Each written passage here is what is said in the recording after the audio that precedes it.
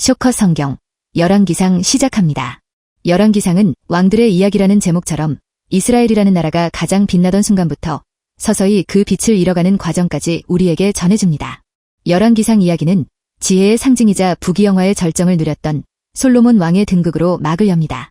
위대한 다윗 왕의 뒤를 이어 왕위에 오른 아들 솔로몬은 처음엔 참으로 멋진 지도자였습니다.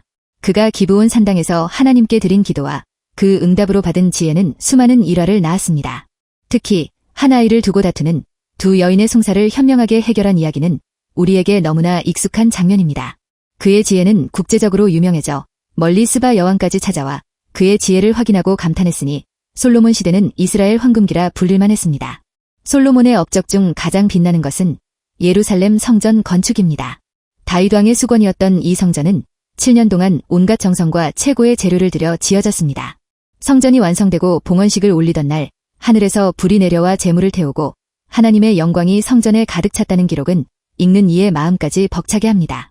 이 성전은 단순한 건물이 아니라 하나님과 이스라엘 백성 사이의 언약의 상징이자 나라의 구심점이었습니다. 하지만 안타깝게도 솔로몬의 삶의 어두운 그림자가 드리우기 시작합니다. 그는 주변 국가들과의 평화 유지를 위해 수많은 이방 여인들을 아내로 맞이했습니다. 그 결과 사랑하는 아내들의 마음을 얻기 위해 그들의 고향 신들을 위한 제단을 예루살렘 주변에 세워주었습니다. 다른 신을 섬기지 말라는 하나님의 가장 중요한 계명을 왕 스스로가 어긴 것입니다. 처음에는 작은 양보처럼 보였던 이 행동은 점차 솔로몬의 마음을 하나님에게서 멀어지게 만들었고 결국 그의 말년은 초라하고 쓸쓸하게 변해갔습니다. 솔로몬이 세상을 떠나자 이스라엘의 불안정은 극에 달합니다. 그의 아들 르호보암이 왕위를 계승했지만 그는 백성들의 고통을 예면하고 내 새끼손가락이 내 아버지의 허리보다 굵다며 강압적 통치를 예고합니다. 백성들은 분노했고 결국 나라는 둘로 쪼개지는 비극을 맞이합니다. 내 장막으로 돌아가라 이스라엘아. 다윗이여 이제 너는 내 집이나 돌아보라. 이 외침과 함께 북쪽의 10지파는 여로보암을 왕으로 세워 이스라엘이라는 새로운 왕국을 형성하고 남쪽의 2지파 유다와 베냐민만이 르호보암을 중심으로 유다라는 이름으로 남아 역사가 이어집니다. 우리는 이 시점부터 북이스라엘과 남유다라는 두 나라의 역사를 함께 따라가게 됩니다. 분열된 북이스라엘의 초대왕 여로보암 역시 시작부터 잘못된 선택을 합니다. 남유다 백성들이 예루살렘 성전으로 예배드리러 가는 것을 막기 위해 그는 베델과 단에 금송아지 우상을 세우고 백성들에게 그것을 섬기게 했습니다. 이 우상 숭배는 이후 북이스라엘이 멸망하는 그날까지 끊임없이 이어지는 여로보암의 죄가 됩니다. 열왕기상 후반부는 이 두 왕국, 특히 북이스라엘 왕들이 끊임없이 하나님을 배반하고 우상을 숭배하는 어두운 역사를 기록하고 있습니다. 짧은 기간 동안 왕조가 수없이 바뀌고 쿠데타와 암살이 난무하는 혼란의 시대였습니다. 이 혼란 속에서 하나님은 왕들이 길을 잃을 때마다 강력한 메시지를 전달하는 인물들을 보내시는데 바로 선지자들입니다. 가장 대표적인 선지자가 바로 엘리야입니다.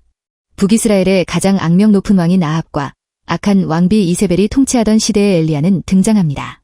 아합과 이세벨은 바알 숭배를 국교처럼 만들었고 하나님의 선지자들을 무자비하게 박해했습니다. 엘리야와 바알 선지자 450명이 대결했던 갈멜산 사건은 열왕기상의 하이라이트 중 하나입니다. 만일 여호와가 하나님이면 그를 따르고 바알이 하나님이면 그를 따르라는 엘리야의 외침은 마치 천둥소리처럼 들립니다. 그들이 각자 제단을 쌓고 기도했을 때 하늘에서 불이 내려 응답한 분은 오직 여호와 하나님뿐이셨습니다.